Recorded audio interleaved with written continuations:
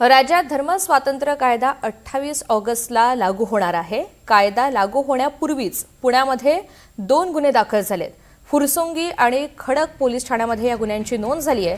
कायदा अस्तित्वात नसताना गुन्हा दाखल कसा झाला असा सवाल मात्र एका वकिलाने उपस्थित केलाय।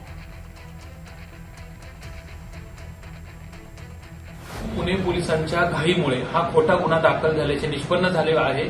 आजच राज्यपाल महोदयांचा GR आलेला आहे। त्याच्यामध्ये महाराष्ट्र धर्म स्वातंत्र्य अधिनियम हा 28 ऑगस्ट 2026 नंतरून कायदा म्हणून महाराष्ट्रात ग्राह्य धरण्यात यावा असा आदेश पारित करण्यात आलेला आहे।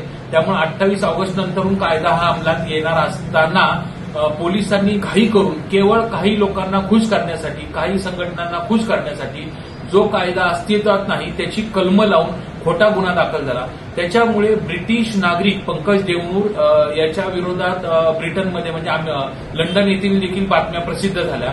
डिप्लोमसीमध्ये देखील त्याची चर्चा होण्यात आली। 2 देशांमधील संबंधांमध्ये सुद्धा याच्यामध्ये एक बिघाड होऊ शकतो की जेणेकरून जो कायदाच अंमलात नाही त्याच्या विरुद्ध जर असा खोटा गुन्हा दाखल केला असेल तर ही बाब अतिशय निंदनीय आहे आणि